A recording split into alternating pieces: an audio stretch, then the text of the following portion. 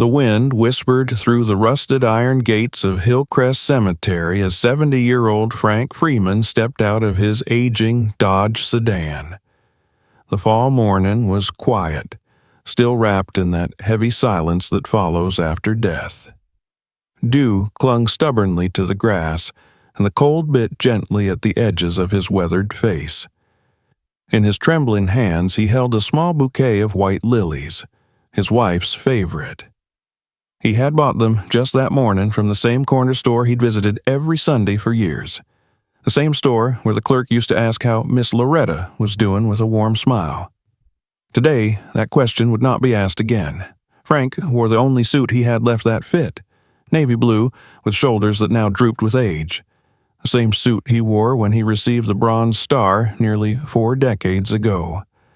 The medal itself wasn't with him today. It stayed tucked in a small wooden box in his bedroom drawer. But a small American flag pin still clung to the lapel. Not flashy, not new, but full of meaning. He approached the gates slowly, his knees stiff from arthritis and decades of construction work after his time in the Army. His back hunched slightly now, but his posture remained dignified. There was a silent rhythm to his steps, one that spoke of discipline long ingrained, an echo of marching orders from long ago. But as he neared the entrance, a figure stepped into his path. A young white officer, tall and broad-shouldered, with sharp features and mirrored sunglasses, stood with a hand resting on the butt of his belt holster. His name tag read Morrison. "Hold it right there," Morrison barked. His tone wasn't curious, it was confrontational. Frank stopped, startled. "Mornin', officer," he said calmly, voice soft but composed. "Just here to visit my wife's grave. Her funeral was yesterday." Morrison's expression didn't change. He looked the old man up and down, eyes narrowing. "Cemetery's closed before 9. You can't just show up whenever you feel like it." Frank nodded.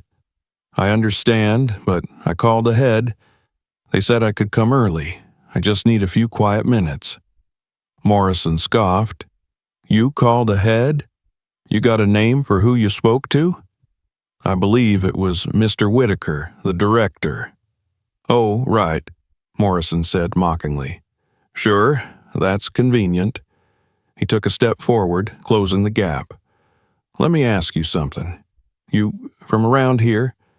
Frank furrowed his brow. "Yes, I live a few blocks over. I've been coming here with my wife for years." "Strange," Morrison muttered. "Funny how I've never seen you before." He tilted his head. "You got ID?" Frank slowly reached into his coat pocket and pulled out his wallet. Morrison snatched it from his hand with unnecessary force. He didn't bother hiding his disdain. "Franklin D. Freeman," Morrison read aloud. "Veteran, huh?" "Yes, sir." "That supposed to impress me?" Morrison asked, tossing the ID back at him like it was trash. Frank caught it midair, suppressing the wave of humiliation building in his chest. "No, sir. Just trying to visit my wife." Morrison stepped back, nodding slowly. "What's in the bag?" Frank held up the small canvas tote. "Flowers, a Bible, some letters. Mind if I take a look?" But Morrison didn't wait for permission. He yanked the bag from Frank's hand, pulled out the Bible and a folded envelope. He sniffed one of the letters as if checking for contraband. Frank's jaw tightened. "Officer, I really don't think—" Morrison's voice sharpened. "You think I care what you think?" He paused and eyed the elderly man with growing suspicion. "You look nervous. You hiding something else?" Frank's voice cracked. "I'm not hiding anything. I just want to say goodbye to my wife." "Oh, yeah? Maybe you're not hiding something now," Morrison said, inching closer. "But I've seen enough of your type. Hanging around cemeteries before sunrise. Drugs, maybe?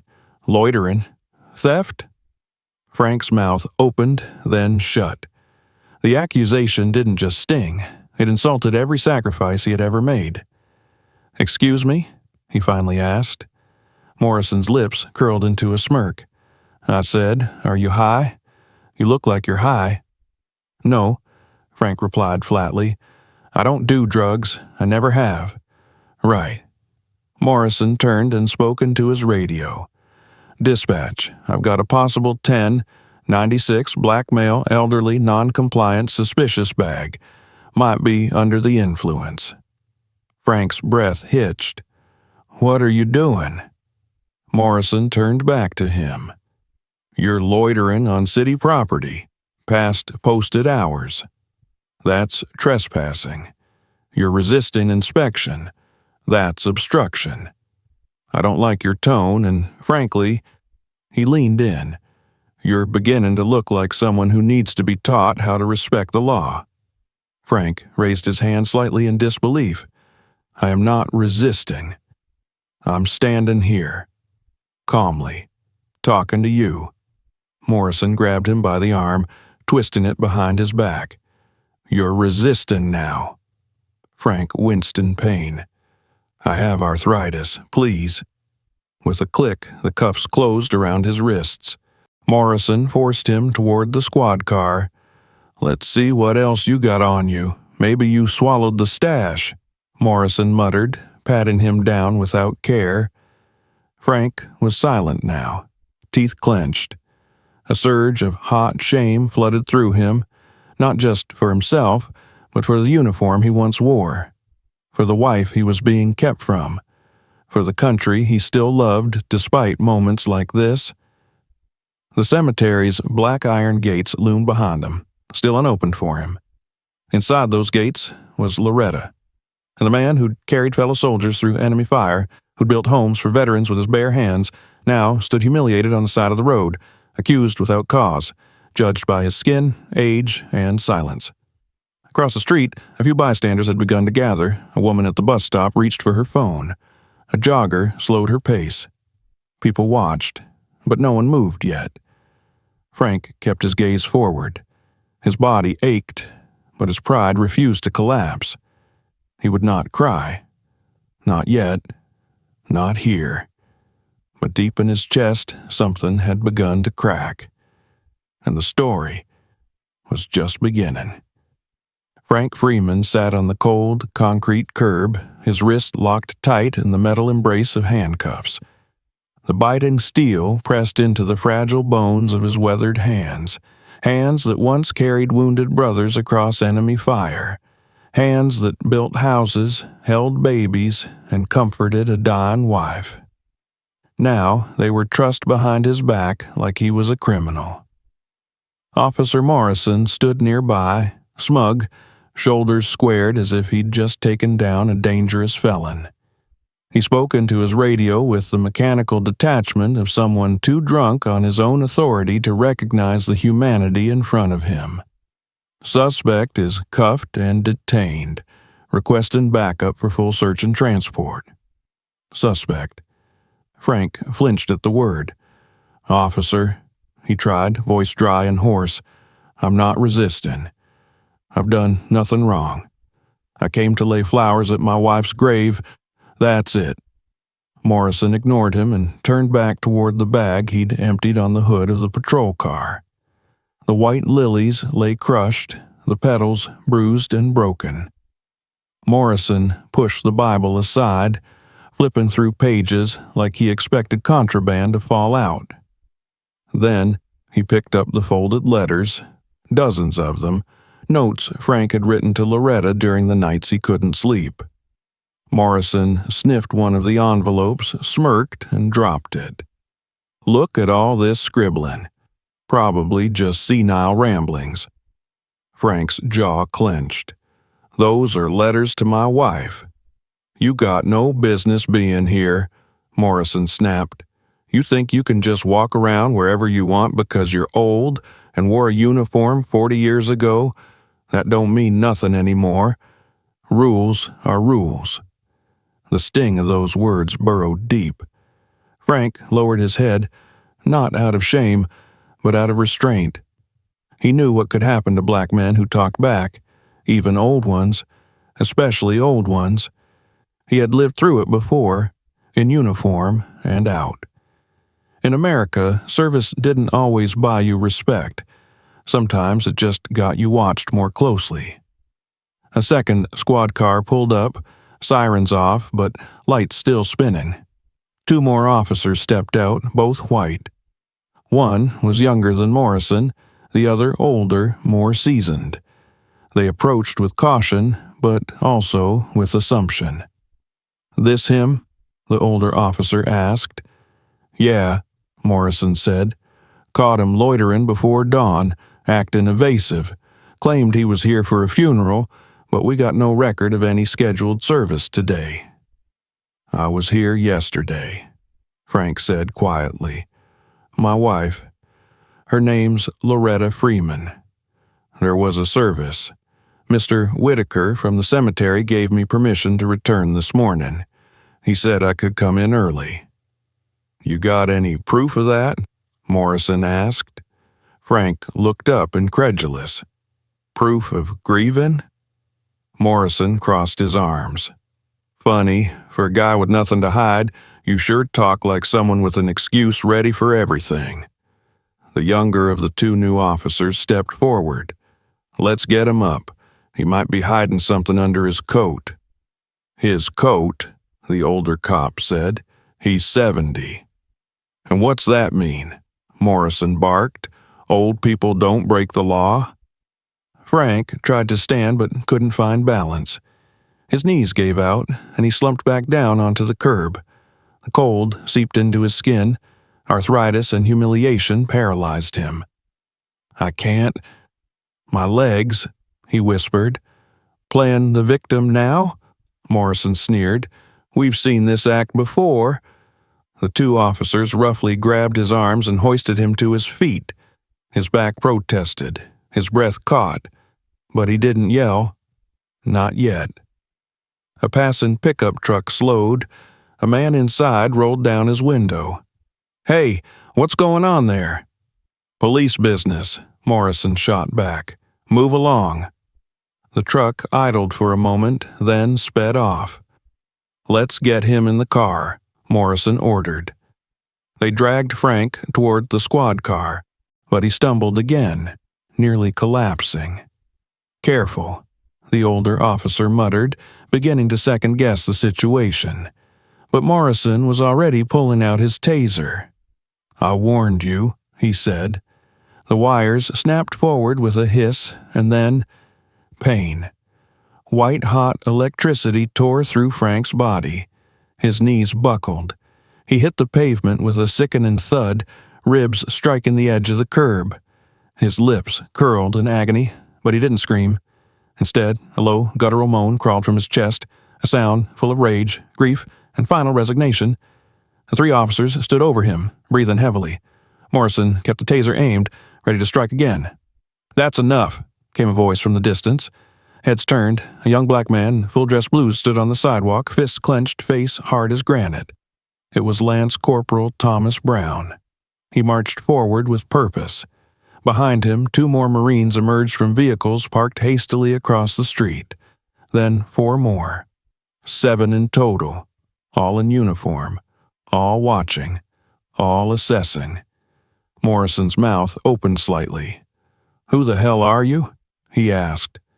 Thomas kept walking until he stood between the officers and Frank, who lay writhing on the ground. "My name is Lance Corporal Thomas Brown, United States Marine Corps," he said evenly. "And that man is a decorated veteran. He's my brother in arms, and what you're doing is wrong." Morrison hesitated. He resisted. We had to restrain him. "I saw everything from the corner," Thomas replied. "He didn't resist. You attacked a 70-year-old man mourning his wife." The Marines spread out, forming a silent line behind Thomas. Their presence shifted the air. The crowd had grown on the sidewalk. Phones were out. Cameras were recording. Morrison took a step back. His confidence cracked. The older officer swallowed hard and looked at his partner. We need to call this in." "No," Thomas said. "What you need to do is uncuff him. Now." Frank coughed, struggling to sit up. Thomas rushed to his side, dropping to one knee. "Mr. Freeman, you're safe now. We've got you." Frank blinked. The pain was unbearable, but he nodded once. The oldest Marine in the group stepped forward. "We'll wait for your supervisor," he said to the officers. "Until then, no one touches him." Morrison didn't reply, but his hand dropped from his taser. He suddenly looked very small. The Marines didn't yell, they didn't argue, they simply stood, still, calm, immovable, living monuments of dignity. And for the first time that morning, Frank Freeman began to breathe again. He wasn't alone anymore. He wasn't invisible. And the weight of the steel around his wrists was about to be lifted. The atmosphere outside Hillcrest Cemetery had changed completely. The police officers, once confident and in control, now stood tensely, surrounded by a growing crowd and 7 stoic Marines in full-dress blues. The early morning light cast long shadows across the pavement, but none longer than the one now hanging over Officer Morrison. Frank Freeman remained on the ground, still groaning in pain from the taser. His breathing was shallow, labored. Thomas Brown knelt beside him, loosening the collar of Frank's shirt and gently adjusting his posture. "He needs medical attention," Thomas said, looking up at Morrison. "Now." "I'll call it in," muttered the older officer who had arrived with backup. His voice no longer carried authority, but doubt. Thomas didn't take his eyes off Morrison. "Take off the cuffs." Morrison's jaw clenched. "He's being detained for trespassing, resisting arrest, and what else?" Thomas interrupted, rising slowly to his feet. "What else are you going to invent to justify this?" "I don't have to explain myself to you," Morrison snapped, but the edge in his voice was gone. "Yes, you do," Thomas replied, stepping closer. "To me, to the people filming you, and, eventually, to a courtroom." Morrison turned and saw the line of cell phones pointed at him from across the street. The crowd had doubled in size. Neighbors, bystanders, even a local reporter who had just pulled up and begun asking questions. A camera crew wasn't far behind. Another of the Marines, a tall man with a southern accent, leaned over to one of the officers. "He served 2 tours, Bronze Star recipient. You're lucky this isn't already a lawsuit." Frank moaned quietly, shifting. His skin was pale, and his lips quivered as he whispered, "Loretta." Thomas crouched again. "We're going to get you back to her, sir. Just hold on a little longer." One of the younger Marines, Corporal Reyes, approached with a small first aid kit he kept in his car. He handed Thomas a bottle of water and a cold pack. "You okay to drink?" Thomas asked. Frank nodded faintly. While Thomas helped Frank sip from the bottle, the older officer finally stepped back toward Morrison. "We need to stand down. This isn't going away quietly. This man needs help, not handcuffs." Morrison looked between his superior, the Marines, and the swelling crowd. The weight of the moment pressed on him. He could feel his career slipping through his fingers. After several tense seconds, he stepped forward and, without a word, unclipped the cuffs from Frank's wrists. The sound of metal falling to the ground was met with murmurs from the crowd. Thomas handed the cuffs to the oldest Marine, who picked them up with disgust, then laid them gently on the hood of the squad car as if they were radioactive. Frank's hands were red and swollen. Thomas took both of them, steadying the man. "You're free now." Frank exhaled shakily. "Thank you, son." In the distance, sirens began to wail. Not police this time, but an ambulance. The older officer had done something right at least. As the paramedics arrived and began tending to Frank, the Marines formed a respectful barrier, ensuring they had space to work. Thomas briefed them quickly on what had happened. One of the medics, after checking Frank's vitals and administering oxygen, whispered to Thomas, "He's lucky you all got here when you did." The Marines didn't answer. They simply stood at attention as Frank was gently lifted onto the stretcher. Before the ambulance doors closed, Frank reached out weakly. "Wait," he said. Thomas stepped forward. "Yes, sir?" Frank pointed toward the cemetery gates. "Don't let them stop me again. I need to say goodbye." Thomas looked at the medics. "Can we give him 10 minutes first?" They hesitated. Then the lead medic, a middle-aged black woman with salt and pepper braids, gave a sharp nod. 10 minutes. 2 Marines flanked Frank on either side as they helped him down from the stretcher. Slowly, with assistance, he walked through the gates of the cemetery. The air inside was cooler. The scent of cut grass and damp earth mingled with the soft rustle of trees. White rose petals still littered the path from the funeral service the day before. They walked slowly, one step at a time, until they reached the simple headstone. Loretta Freeman, beloved wife and mother, 1949, 2023. Frank sank to his knees. He placed the now bruised lilies at the base of the stone. The wind tugged at his coat, but he didn't move. His head bowed. "I'm sorry, baby," he said. "I tried to come earlier, but they stopped me. They tried to take my dignity, but these young men wouldn't let them." Thomas stood behind him, motionless. So did the rest of the Marines. Frank's voice cracked. "You always told me there'd be days I'd feel invisible, that the world would forget what we gave. But today, they remembered." He closed his eyes, breathed in deep, and whispered, "Rest now. I'll see you soon." As he stood again, the Marines offered silent support. No orders were given, but instinct and honor moved them in unison. They turned as one and began the slow march back toward the gates, escorting Frank like a commander returning from battle. When they reached the street, the crowd parted without a word. The paramedics helped Frank into the ambulance. Thomas remained outside, standing watch until the doors closed and the vehicle pulled away. Then, turning back toward Morrison, Thomas spoke quietly but firmly. "This isn't over. You attacked a grieving black veteran, and now the world knows." Morrison didn't reply. His hand trembled as he holstered his weapon. His face was pale now, not from power, but from fear. The Marines got back into their cars, and Hillcrest Cemetery, which had started the morning with cruelty and silence, now stood in still reverence, having witnessed the quiet strength of brotherhood and the unshakable dignity of a man who refused to be broken.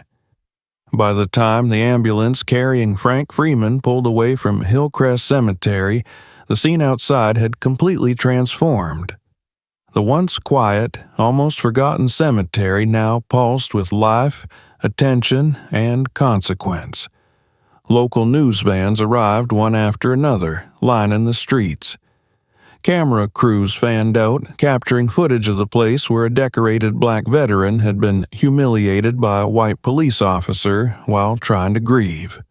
Officer Morrison stood near his patrol car, his hands on his hips, jaw clenched, but his posture betrayed unease. The confidence he flaunted earlier had bled out, replaced by the cold awareness that the eyes on him now were different, unforgiving, public, permanent.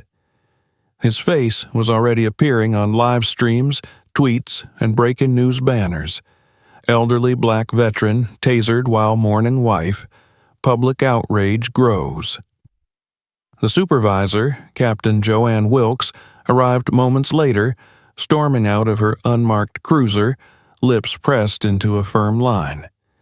She was a tall, commanding black woman in her late 50s, the type who had spent her entire career earning respect in a department that rarely gave it easily.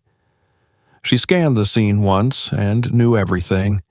She walked straight to Morrison, her voice like sharpened steel. "Step away from the vehicle, Officer Morrison, now." He hesitated. "Ma'am, I was just following protocol. Save it," she snapped. "You tasered a 70-year-old man in handcuffs at a cemetery after accusing him of drug possession without evidence, on camera, surrounded by Marines." She waved to one of the sergeants. "Take his badge, effective immediately. Internal Affairs will handle the rest." Morrison paled, visibly shaken. "Captain, please." "Don't speak," Wilkes said coldly. "You disgrace this department. You embarrass this city, and you attacked a man who's more of an American than you'll ever be." The older officer who'd arrived as backup tried to interject, but Wilkes turned on him too. "Don't think I forgot your part in this either. You stood by and let it happen. You didn't de-escalate. You followed a bad lead like a rookie." She pointed. "Desk duty, effective immediately. You'll be reviewed too." The other officers lowered their heads in silence. The shift was complete. The authority they wielded an hour ago had vanished, replaced by scrutiny, accountability, and the realization that the uniform alone no longer protected them from their choices. Wilkes turned to the Marines who still lingered near the cemetery gate, standing silently in respectful formation. "Gentlemen," she said, her tone softening, "I'm sorry, on behalf of this city and this department." Thomas Brown stepped forward. "We appreciate that, Captain, but your apology's not for us. It's for him." Wilkes nodded. "And it will be delivered personally." She approached the news crews, prepared to make a public statement.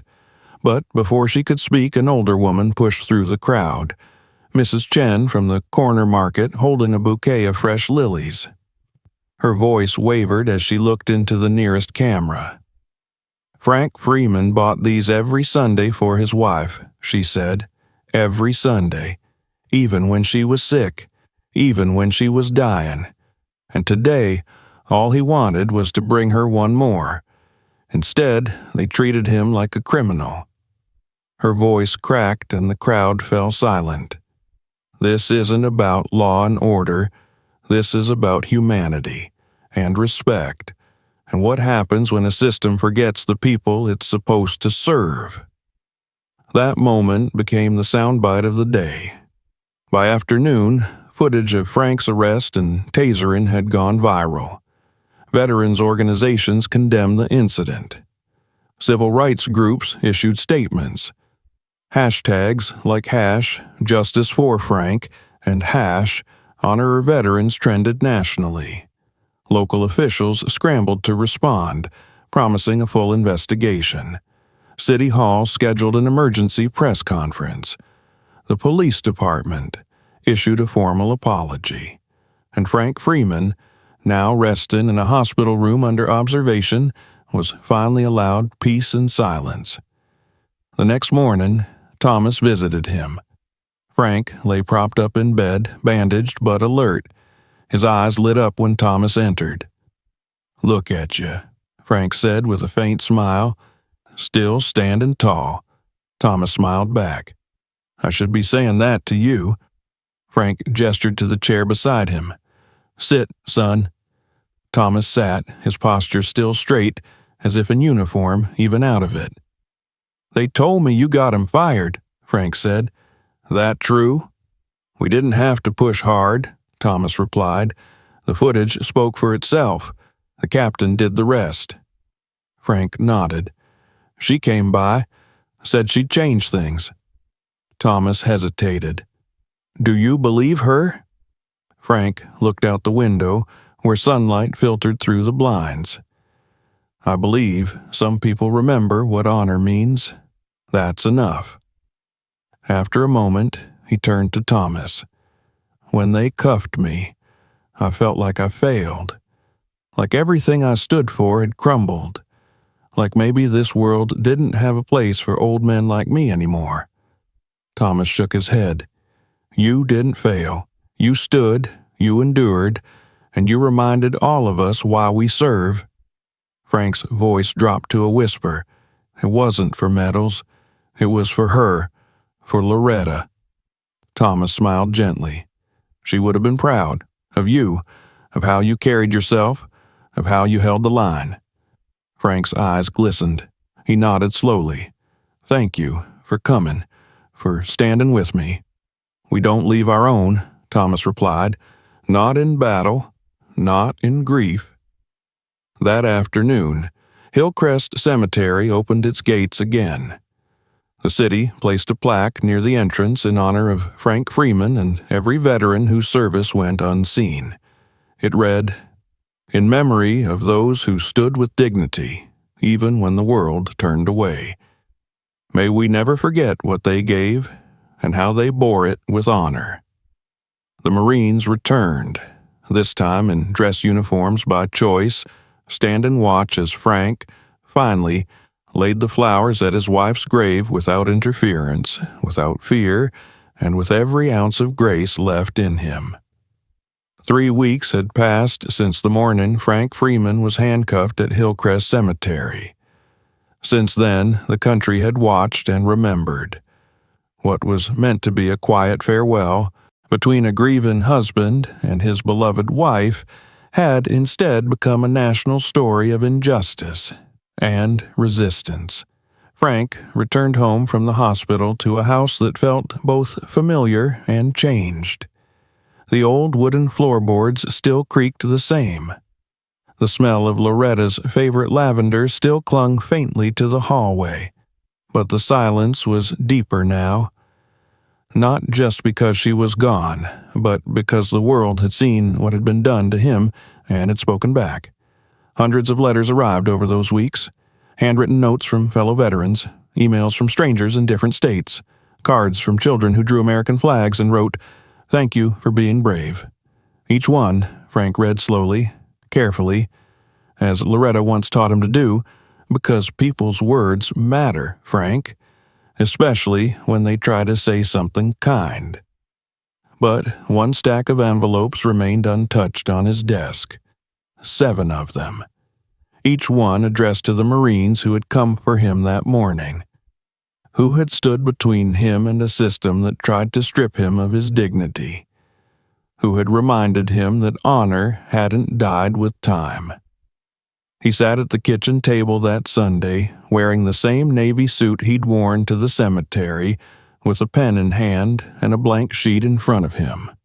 It took him all afternoon. Each letter was written slowly, deliberately. To Lance Corporal Thomas Brown, he wrote, "You stood when others turned away. You saw me when others saw only color. You acted not because of orders, but because of conscience. You reminded me that my service did not expire, that brotherhood endures." To Corporal Reyes, he wrote, "You brought water and bandages, not just to my wounds, but to my spirit.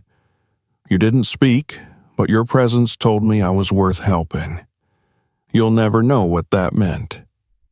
And so he wrote, one by one, until each envelope bore the seal of gratitude not just from a man, but from a generation that had waited too long to be seen. He mailed the letters the next morning. Later that week, the city council held a special ceremony in Frank's honor. The mayor presented him with a plaque of recognition, but more importantly, with a formal policy change. Effective immediately, no individual over the age of 65 shall be placed in handcuffs for a nonviolent misdemeanor without direct supervisor approval. It wasn't everything, but it was something. And it was because of Frank. During the ceremony, Frank stood at the podium. His voice was clear, steady. "I didn't ask for attention," he began. "I didn't ask to be a symbol. I only asked to say goodbye to my wife." He paused.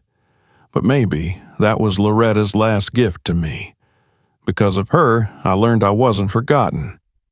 I learned that service doesn't disappear when the uniform comes off. And I learned that this country, flawed as it can be, is still full of people who believe in right and wrong. He looked toward the audience, where the 7 Marines sat in uniform. You didn't just protect me. You reminded me who I was, and what we all can be when we choose courage over comfort. Applause rose slowly, then thundered. That night, Frank visited the cemetery again. This time, the gates opened for him without hesitation. He knelt at Loretta's grave in silence, a new bouquet of lilies in his hands.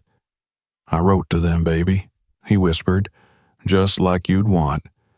I used your fancy pen, too." He smiled gently. "Turns out, you were right. Words do matter. So did the fight. And I think you'd be proud, not just of me, but of them." He placed the flowers down and stood. As he walked back to the car, he didn't feel alone. The pain of loss was still there, etched into every breath. But alongside it now lived something else, something quiet and steady. Hope. Because in the end, Loretta hadn't just left him with memories. She left him with one final mission. And thanks to her and 7 young men who remembered what honor truly means, he had completed it. The story of Frank Freeman faded from the headlines weeks later. But in homes across the country, in veteran halls, in police departments revising outdated procedures, and in the hearts of anyone who ever felt unseen, his story remained. A reminder that justice is not always loud. Sometimes it kneels quietly at a grave and says, "I remember, I still stand, I still serve." Some stories remind us that dignity can't be handcuffed, and true honor never fades. If this touched you, like, comment, and subscribe for more powerful stories. Let's keep voices like Frank's alive.